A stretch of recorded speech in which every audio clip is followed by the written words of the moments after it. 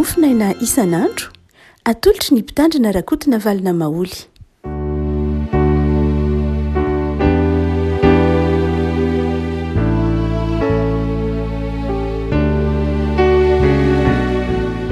Faly mirabantsika revako malala tratra ity sabotsy 12 ny volana aogositra ity. Ny mofinaina voalahatra dia ny boky ny mpanjaka voalohany toko 7:10, mpanjaka voalohany toko 7:10, andiny voalohany ka hatramin'ny andiny 9:11. Fakitsika amin'ny anaran'i Jesosy. Ary Eli Tisibita isan'ny nivahintany Gileada nilaza tamin'ny Aba hoe raha velona koa Jehovah-Andriamanitry ny Israely izay itsanganako eo anatrehany, tsisy ando na ranon'olona akory amin'izao taona izao raha tsy araka ny teniko ihany. Ary ny tenin'i Jehovah tonga tamina na hoe miala eto ianao dia miantsinanana ka miherehany amin'ny renirano Kerita izay any antsinanan'ny Jordana. Koa ny renirano no isotronao ary ny goaika efa nodidiko amelanao any. Dia lasa izy ka nanao araka ny tenin'i Jehovah fa nandeha izy ka nitoetra teo anilan'ny renirano Kerita any antsinanan'ny Jordana. Ary ny goaika nitondra mofo sy hena ho azy isa maraina ary mofo sy hena isakariva ary ny rano tamin'ny renirano no sotrony. Ary hono ela dia ritra ny renirano ny tsy fisian-dranorana tamin'ny tany. Ary ny tenin'i Jehovah tonga taminy ka nanao hoe miaingaka makanesa any Zerafata izay naman'i Sidona ary mitoera any fa indro misy vehivavy mpitondra tena any izay notendreko amelanao. Dia niainga izy ka nakany Zarefata. Ary nomby teo ambavahadin'ny tanàna izy dia indro nisy vehivavy mpitondra tena nanangona kitay azy teo. Ary niantso azy Eli ka nanao hoe masiny ianao, hitondray rano kely amin'ny fisotronao mba hosotroiko. Ary no lasa naka raha vehivavy dia niantso azy Eli ka nanao hoe masiny ianao, hitondray mofo kely koa eny tananao aho. Voara vehivavy, raha velona koa Jehovah-Andriamanitra tsy manana mofo na dia iray akory aza fa koba kely eran'ny tananan'ila ao amin'ny barika sy diloily kely foana ao amin'ny tavoara ary makatapaka azy roa aho dia hiditra namboatra ireo hanome mianaka dia ho faty izahay. Fa hoy Eli taminy, aza matahotra fa andeha miditra ka manaova arak'izay lazainao izany, nefa ataovy mofo kely ihany aho aloha ka ento ety amiko ary rehefa izany dia vao manaova ho anao sy ny zanako koa. Fa izao no lazain'i Jehovah-Andriamanitry ny Israely, tsy ho lany ny koba ao amin'ny barika ary tsy ho ritra ny diloilo ao amin'ny tavoara mandra-piavin'ny ny andro adatsahan'i Jehovah nanorana amin'ny tany. Dia nandeha raha vehivavy ka nanao araka ny tenin'ny Eli. Ary izy raha vehivavy mba amin'ny angonany dia nanakoanina elaela ihany. Nefa tsy lany ny koba tao amin'ny barika ary tsy ritra ny diloilo tao amin'ny tavoara araka ny tenin'i Jehovah izay nampilazainy any Eli. Ray masino, manamasinana ny fahamarinana, ny teninao ny fahamarinana. Amen. Eli tafiandohan'ny fanompony Eli mpaminany no resahana eto amin'ity bokin'ny mpanjaka voalohany ity. Eli moa dia naminany tany amin'ny fanjakana avaratra, izany hoe tamin'ny roa-fokofolo tamin'ny zanak'Israely. Nisy mosary na marina kokoa nisy vanim-potoana tsisy orana mihitsy tany amin'ny fanjakana avaratra dia nanjaka ny fahantrana ary tao anatiny izany fahantrana zany mosary izany no nanehon'ny tompo fa tsy mampitovy ny manompo sy ny tsy manompo Andriamanitra. Dia namelona any Eli izy ary nanome toky fa amelona any Eli mpanompony. Tany amin'ny taonjato 12 tany ho any na 13 tao amin'ny tantaran'ny fiangonana dia teraka ireo ataontsika hoe ordre mendiant na ireo moanina mpangataka. Izany hoe ireo fikambanana izay mpitondra fivavahana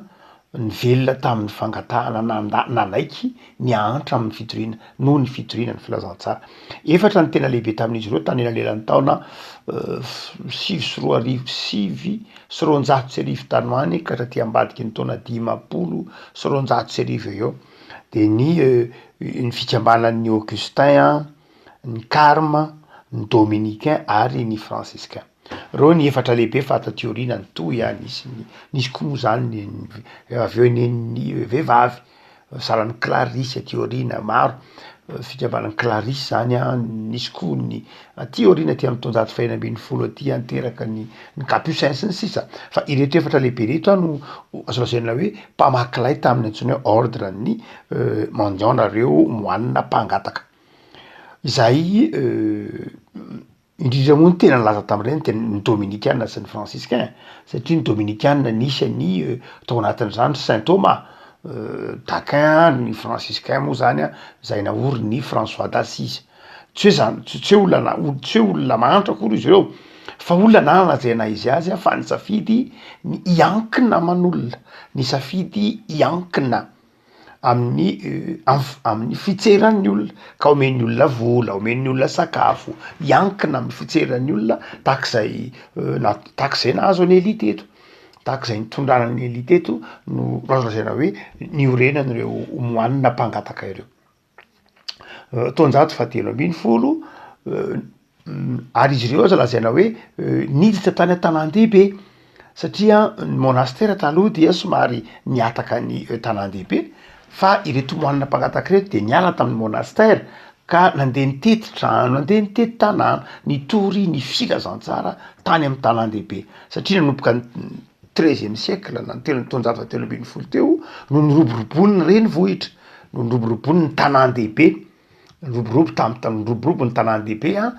nanomboka kely eo zany amin'ny taonjato faha 13 eo moa no nanomboka ny antsoina hoe pré-capitalisme, zany hoe vanim-potoana iroboroboly ny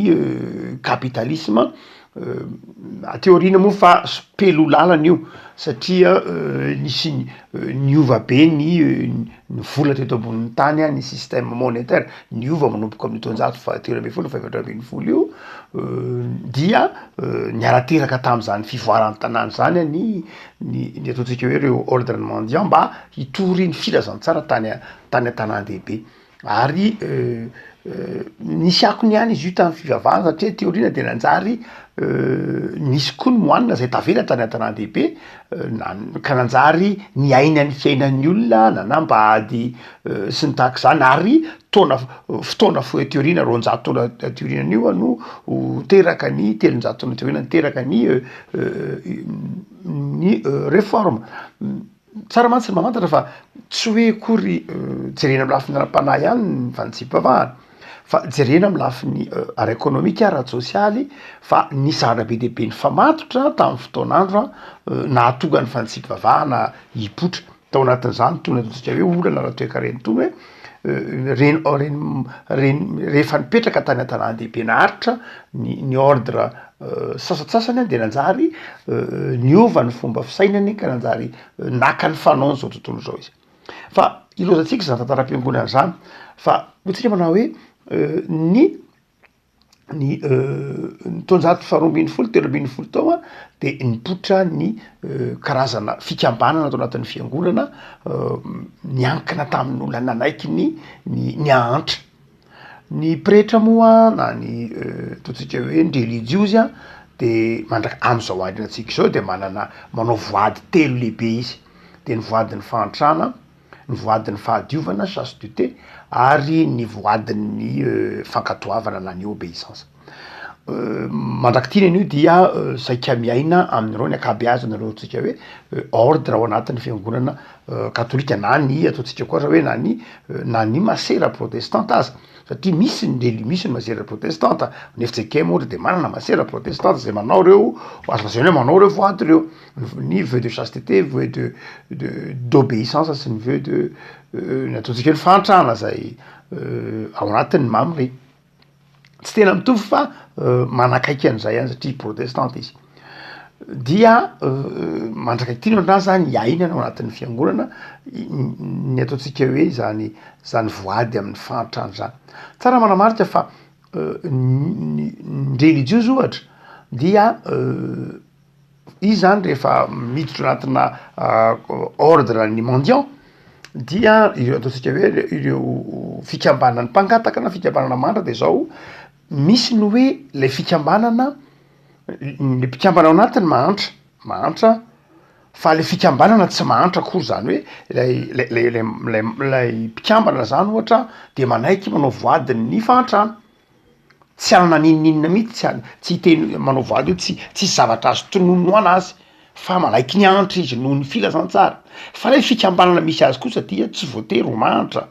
raha ohatra anao ka mijery ataontsika hoe ny cluny na ny jésuite zany dia fikambanana religiose fikambanana zay membre ao anatiny dia manao ny voadiny fahantrano fa le fikambanana manan-karena be ny cluny zany manana manan-karena be zany congrégation zany ordre zany nataka zany koa jésuite dia dina tenenina hoe izany fikambanana rehetra zany de nanovo tamin'ny tony tantarany Eli tony hoe noho ny antson'Andriamanitra fahantrana teraky ny antson'Andriamanitra fahantrana teraky ny na tsy fananana teraky ny fandaharan'Andriamanitra mihitsy ary i Calvin manokana de manazava fa ny trangany Eli dia mety mpitranga mihitsy eo amin'ny fiarahamonina mandrakatiny androany zany hoe i Calvin de milaza manao hoe ninin'Andriamanitra nasiana mahantra ao amin'ny fiarahamonina mba anamarinana fa manana fo mahay mitsetra isika Andriamanitra mampanankarena sy mahantra mazava io anatin'ny baiboly fa izao tena ninin'Andriamanitra nasiana mahantra ao amin'ny fiarahamonina mba ahafahantsika mijoro vavolombelona fa tsy andevozon-karena isika na andevozon'ny mamona isika na mafo isika de asian'Andriamanitra mahantra mba ahafahantsika maneho fa be fitiavantsika mahay mizarytsika mazava ho azy fa ny fahantrano zay ambaran'ny Calvin miainga fa mitondra taran'ny mpanjaka voalohany tony dia fahantrana zay noho ny asa mpanompoana fahantrana avelan'Andriamanitra hitranga fa tsy maro anisy akory raha eto Madagasikara de fa zavatra hafa mihitsy raha ohatra ka 20 isan-jaton'ny firenena anankiray mahantra de azo atao hoe fandaharan'Andriamanitra zany mazava ho azy raha ohatra ka 20 isan-jaton'ny firenena mahantra dia tsy azo lazaina ho fandaharan'Andriamanitra mihitsy zany fa etraketrak'olombelona na tsy vaiza mitantana na vokatry ny fahotana raha-pitantanana sy ny hafa rehetra fa raha mifandaharana raha ohatra ka jerena amin'ny atin'ny fampianaran'ny Calvin de hoe tsy hoe mahantra daholo akory ny olona fa mahana zay maizy azy fa misy mahantra vitsivitsy tahaka ny tamin'ny andro ny testamenta taloha misy mahantra vitsivitsy ny mpitondra tena ny kamboty ny vahiny mba ahafahany retsy manana hiantrano dia eto ary de mpanompon'Andriamanitra Eli no navelan'Andriamanitra andalo fahantrano sangy Eli na dia navelan'Andriamanitra zay ny mahasamy hafa azy zay ny mahasamy hafa ny hoe mpanompon'Andriamanitra mahantra sy mpanompony zao tontolo zao mahantra samy hafa be mihitsy ny fahantrana velan'Andriamanitra lalovany mpanompon'Andriamanitra de tsy fahantrana mamodika azy akory tsy fahantrana mahavery ilay digniteny ilay maha olona azy eto Eli dia navelan'Andriamanitra hantra zay nazy olazana azy goaika ny namelona azy mitondra mofo mitondra hena azo lazaina hoe tena atao anatin'ny fahantrana izy fa izao tsy nahatsiaro ho nahantra Eli tsy nitsiriritra ny anan-karena Eli na de tao anatin'ny fahantrana ary nanana fiadanam-po sy fifaliana Eli satria lay fahantrana navelan'Andriamanitra olalovany Eli mba ahafahany manodidina ny Eli maneho fitiavana ary fahantrana nahatonga fitahiana ho an'ny hafa no zany dia tena misy mihitsy fahantrana zay avelan'Andriamanitra lalovany mpanompon'Andriamanitra saingy le mpanompon'Andriamanitra tahaka ny Eli de zao tsy manana olona de manahoana loatra izy akory tsy mahatsiaro ory izy raha ohatra ka fahantrana tsy raha ohatra ka mpanompon'Andriamanitra raha ohatra ka tsy mpanompon'andriamanitra fa zanako zao tontolo zao asa fiteny ve zany no manitra de zao tena mahanitra ra-tsaina izy mahanitra ranofo izy ary mahanitra ra-palahy mety hitranga de zao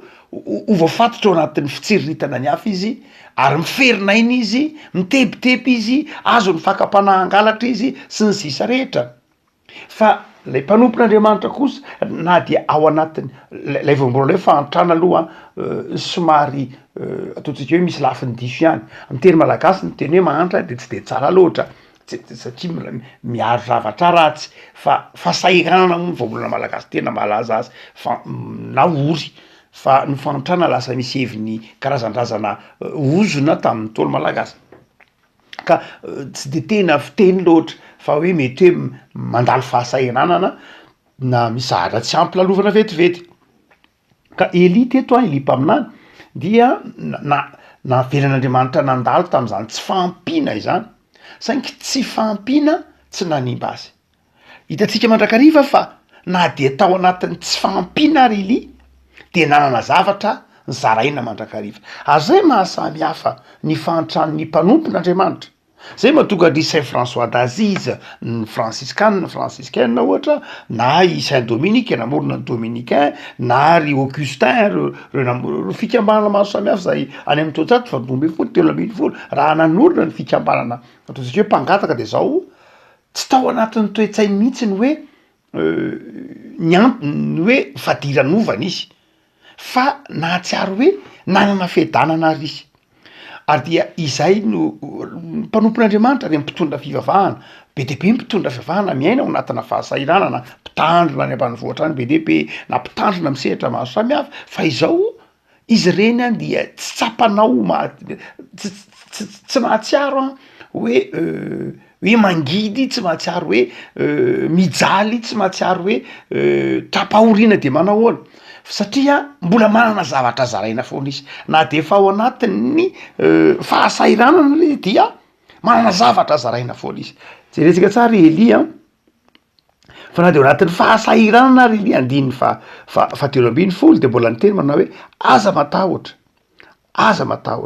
fa izao no lazain'ny Jehovah-Andriamanitra n'Israely tsy ho lany ny kobo amin'ny barika tsy ho ritra ny diloilo sy ny toy ny rehetra zany hoe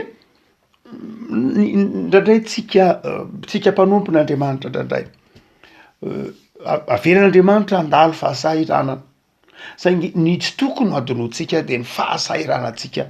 tsy fahasahirana mandrava ny finoatsika tsy fahasahirana mandrava ny moralintsika tsy fahasahirana mandrava ny dignitena ny mahaisika tsika mety avelan'andriamanitra iankina amy zavaboary isika tahaka ny ankinany Eli tamin'ny goaika mety avelan'andriamanitra koa iankina amin'ny olona tsotra isika eto de vehivavy mpitondra tena tsy manana inona saingy zao am'ireny tranga rehetra ireny de zao mahana fifaliana mandrakariva ary mpitondra vahaolana aza ao anatin'ny fahasahiranana ny mpanompon'andriamanitra dia raha ohatra ary ka somary mbola mandroso kely isika ao anatin'lay mofinaina zay voalahatra am'ty anio ity tsika manao hoe ny fahasahiranana ny mpanompon'andriamanitra inin'andriamanitra ny mitaiza ny mpanompony Eli zany eto hoe indraindray a inin'andriamanitra avelan'andriamanitra iankina amin'ny hafa isika indraindray ny fananian'andriamanitra mihitsy io ny hoe avelan'andriamanitra iankina amin'ny hafa zany ny fianarana miankina amin'ny olona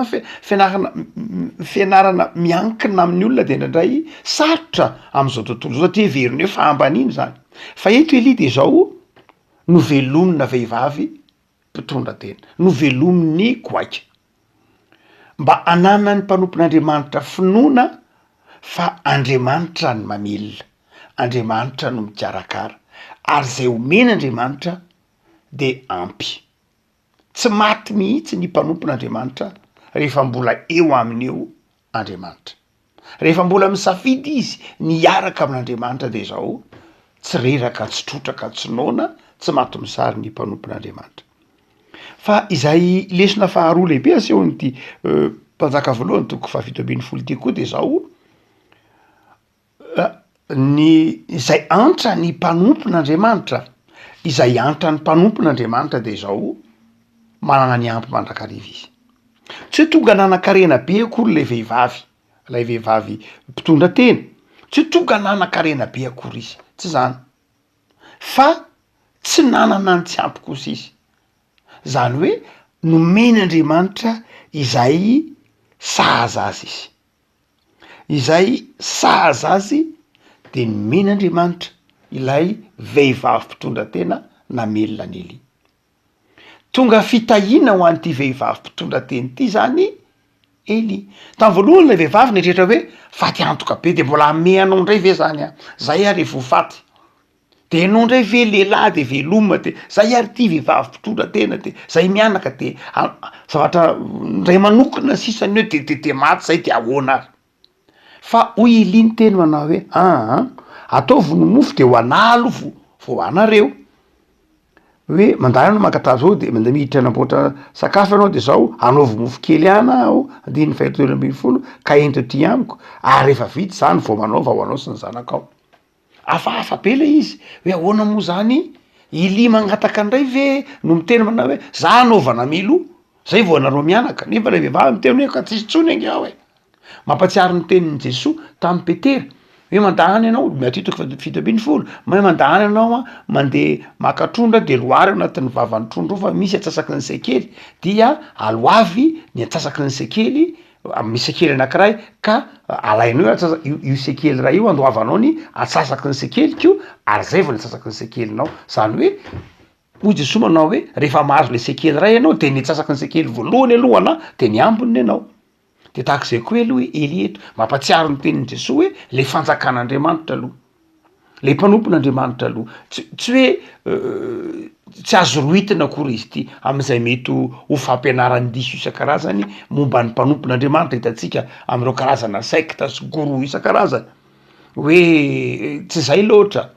fa mety ho Elia daholo ny kristianina rehetra, fa tsy hoe ny mpitandrina ihany no Elia eto, na ny mpiandry ihany ny Elia eto, na ny diakona ihany ny Elia eto, na ny prêtre ihany ny Elia eto, tsy zay loatra, fa mety ho Elia daholy ny mpanompo itsika rehetra eto, ary mety ho le vehivavy mpitondra tena daholo koa itsika rehetra eto. Fa ny zava-dehibe de ny hoe mpanompon'Andriamanitra, hoe na iza mpanompon'Andriamanitra ka ataon'Andriamanitra fiasana iray ny tondra vaovao mahafaly de zao avela ny ankina aminao izy.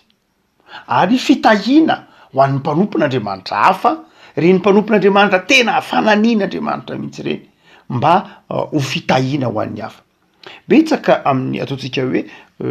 miaina izany raha ohatra isika ka mijery ny mpanompon'Andriamanitra ao anatin'ny fiangonana ohatra, asa protestanta eto Madagasikara, dia betsaka amin'izy ireny any ambanivohitra any amin'ny toerana maro samihafa no mbola tsy manana fivelomana mihoatra n'izay izay ataontsika koa hoe andavanandro ny olona aza. Zay mahatonga zay raha teo moa natonga ny FJKM tsy nampiasa ny teny hoe karama amin'ny vola raisiny amin'ny vola omena ny mpitandrina na ny mpanompon'Andriamanitra, fa natao fotsiny hoe fivelomana, izany hoe izay mahavelona azy tahaka ny Elia teto, tsy natao hoe ampanankarena azy, fa natao zay ahavelona azy. Ny atao hoe velona de zao hanana lay digniteny, hanana lay maizy azy, ary dia hanana zay ataontsika hoe tsy fiforetana tahaka ny Elia dia nateo aza rehefa asaihana de zao tena mbola nanana zay fototra ny joroany tsara izy, ary mpitondra fifaliana izy, mitondra ny tenin'ny Jehova mandrakariva izy. Tsy very tao anatiny lay tenin'Andriamanitra, tsy very tao anatiny lay fampahirezana, fampampahery mandrakariva izy, na de teo aza lay fahasahiranana. Mampatsiaro ny tenin'ny Paoly hoe voageja manodidina zay nefa tsy tery, toy ny mahantra nefa mampanankarena ny maro. Raha koa malala raha ohatra ka maka lesona ara-panazana isika de zao mahazo matoky isika fa na inona setra izany mpanompon'Andriamanitra zany de Andriamanitra mamelona azy. Andriamanitra mikarakara ny mpanompony mandrakariva, na izy io de tsy mitovy ny mpanompon'Andriamanitra sy ny tsy mpanompon'andriamanitra. Mety misy fahasahirana lalovantsika, mety ara-materialy io, mety misy lafin-jahatra maro samihafa lalovantsika, fa izao ny mpanompon'andriamanitra de tsy arian'andriamanitra. Fa ny faharoa de zao, mahaza koa manana toe-po mahafoy ho an'ny mpanompon'andriamanitra. Na mpanompon'andriamanitra izy io, no mpanompon'andriamanitra izy io de zava-dehibe ny fanananao fahafozana tahaka ity vehivavy izay mpitondra tena ity. Zava-dehibe le toe-po hoe mahay mizara. Ny epistolany Hebreo de maka ny teny manao hoe de nisy ange nampiatrano anjely fa tsy nahafantatra hoe anjely le izy. Le mpanompon'andriamanitra nandalo teo am'ty vehivavy ity de nahatonga fitahiana ho azy. Noho zany de zao rehafako malala aza manenina amin'ny soa araroty araozy Paoly ny ahafahanao manao soa amin'ny mpanompon'andriamanitra zay sendra mandalo ny tokantranonao andraindray, eny fiangona misy ianao indraindray dia izarao zay azonao zaraina izy. Ary ny fahatelo farany zay hoentina mampaelatsika rehafako malala am'izao ataotsika hoe changement climatique izao, ty be de be am'izao andro antsika zao ny olona mihamahatra vokatry ny changement climatique. Madagasikara de isan'izany raha makany atsimo anao de efa mahita hoe be de be ny olona zay be de be ny rano efa ritra, ny rano efa ritra. Ny hitatsika fa ny calendrier na ny fandaminana momba fambolena eto Madagasikara dia mikorotana be ihany vokatry ny changement climatique. Mety tsy de hitatsika loatra zany amin'ndavanandro fa raha ohatra ka miaina eny an-tsaha ianao de fantatry ny tantsaha tsara mihitsy fa miova be ny tontolo iainana, miova be mihasarotra ny rano sy ny tahak'izany dia misy be de be ny olona efa hiaran'io amin'ny fambolena sy ny fiompiana. Ary eto de izao mitranga zany, mety mpitranga mihitsy zany melo lavitra ny changement climatique aintsika ankehitriny de efa hitatsika eo am-bokim-panjaka voalohany toko fito ambin'ny folo zany hoe olana ara-toetrandro zany. Dia inona ny vahaolana eo anatrehany zany zao hoe fahantrana teraky ny changement climatique, fahantrana teraky ny mosary na mosary ateraky ny fiovaovan'ny toetrandro, ateraky ny tsy fisian'orana, ateraky ny tsy fampindrano dia zavatra anankitelo mitranga eo. Voalohany de izao tsy maintsy atao zava-dehibe ny famerenana fanajana ny zavaboary. Eto lay goaika zay misy sarin'ny biby zava-mananaina. Eo lay olombelona Elisa sy lay vehivavy mpitondra tena mianaka ary etsy lay renirano. Zany hoe tsy maintsy mamerina misaina mitantana ireo ndray ny olombelona manoloana lay fahantrano. Ao anatin'izany ny fifampitsimbinana, ao anatin'izany ny fifampizarana, ao anatin'izany ny fitsitsiana, ny fahaiza mitantana. Dia tsy nataon'Andriamanitra hoe ao anatin'ilay changement climatique dia ao anatin'ilay mosary zany de tsy nataon'Andriamanitra hoe feno menaka be le barika na koa feno menaka be le tavoara de feno koba le barika amindininy fa misy foanao isan'andro, misy foana zany tsy lany fa nisy foana atao isan'andro lay sahaza. Zany hoe zava-dehibe mihitsy ny manoloana ny changement climatique ny hoe fahaizantsika mikajy mitantana ny hoe ny sahaza ihany. Ny toe-tsaina mirobaroba zany dia tokony hialana zao taonjato fa raiky amby roapolo zao. Efa tapitra tamin'ny taonjato faha roapolo zany fa tokony ho efa nilaozana zany hoe toe-tsaina am'ty mirobaroba. Fa ny tian'Andriamanitra ho toe-tsaina ao anatiny vanim-potoana na mosary tahaka zao na vanim-potoana ny changement climatique de zao ny fahaiza mitantana na energie io dia izay sahaza ihany. Fahaiza mitantana ny energie, fahaiza mitantana ny rano, tsy hoe aririna fotsiny rano, tsy hoe aririna fotsiny ny angovo, tsy hoe aririna fotsiny ny zavatra maro fa fahaiza mitantana, fahaizana mibanjina ny hoe ity ny sahaza dia ny sahaza ihany nomen'Andriamanitra. Ary Andriamanitra rehefa koa malala de tena mampianatra an'izany mihitsy zany hoe mahay mitoe-tsaina, mahay mitantana zany. Hitantsika hatrany amin'ny bokin'ny Exodosy io hoe rehefa nanome mana Andriamanitra de zao ny mana isan'andro ihany no nomen'Andriamanitra dia izay sahaza ihany nomen'Andriamanitra. bokin'ny exodosy de nisy nanangona be deaibe hoe andeha tonga de anangona be deaibe fa am'izay mba tsy manangona ntsony de lola izy fa zay sahaza ihany zay atonina ihany anio ianao ny mila de anio anao zany ny maka dia izay toe-tsaina ataotsika hoe mahay mamakafaka sy mieritreritra ny sahaza izay dia zava-dehibe tsy hoe tsy mampirina koa nreo hoe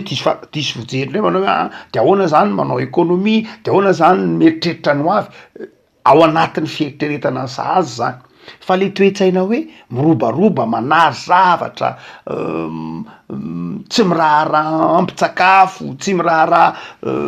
angofa de ampiretinao ny jiro tontolon'andro zany toe-tsaina zany tsy akasitrahan'Andriamanitra azay ny dikanyity andininy ity manao hoe dia isa maraina mandra-piavy tsy ho lany koba ao amin'ny barika tsy ho ritra ny diloilo ao amin'ny tafara mandra-piavy ny andro andatsahan'ny Jehova lanorana amin'ny tany indray zany hoe isaky mako ao zany dia azo ny androany dia rapitso indray miverina mako ao de mbola misy ny rapitso de raha fakapitso de toy izay etraretraretraretra ho itsika hoe ilaitsika ny fahatoky itsika ny fahasoavan'Andriamanitra zava-dehibe ry avako malala ny hoe mpino mpanompon'Andriamanitra mahatoky ny fahasoavan'Andriamanitra mino fa io Andriamanitra tompony io de Andriamanitra marina sady be famindrampo ka mikarakara ny fiainan'ny mpanompony isan'andro isan'andro tsy mampitovy ny manompo sy ny tsy manompo Andriamanitra ary ny mpanompo Andriamanitra koa de tomin'Andriamanitra anetry tena tsy maninona mihitsy ataon'Andriamanitra mifampiankina mety misy fotoana avelan'Andriamanitra iankina amin'ny namanao ianao fa tsy hoe hiavonavona no hoe za mahavita tena fa misy fotoana tena avelan'Andriamanitra miankina amin'ny namanao ianao tsy voatery amin'ny lafiny materiely io fa mety ho ara-kevitra mety ho ara-pahasalamana dia izay mahampanopin'Andriamanitra mpanompon'Andriamanitra afaka malala engany ianao atoky ny fitiavan'i Jesosy anao fa Jesosy dia fitiavana ary am'izay rehetra itondrany anao de manafatra izy hoe efa naresy zao tontolo zao vavakisika tompo am'saranao zay anao ny amin'ny teninao zay mampianatra anay fa tsy mitovy ny manompo anao sy ny tsy manompo anao ianao de mamelona zay rehetra manompo anao ary na de mandalo tsy fahampiana sy fahasahiranana aza izahay mpanomponao dia eo ianao Andriamanitra iantorahanay mandrakariva am'izao vanim-potoana sarotra izao omeo anay koa tompo omeo anay mpanomponao ny fo mizara fo mahafoy ny fo mino ary ny fo mahatoky fa ianao Andriamanitra dia mitsinjo mandrakariva ary manome anay mavak'izay tompo ho an'ireo zay mandalo fahasahiranana vanim-potoana ankehitriny dia omeo anay ny fo mangoraka fa omeo anay koa ny fo mahay mizara dia jerevo amin'ny famindramponao reny rehetra tsy tratra ny tananay reny tsy hita ny masonay fa mila tohana de manankina ny fiainanay ambany fahasoavanao zay tompo mba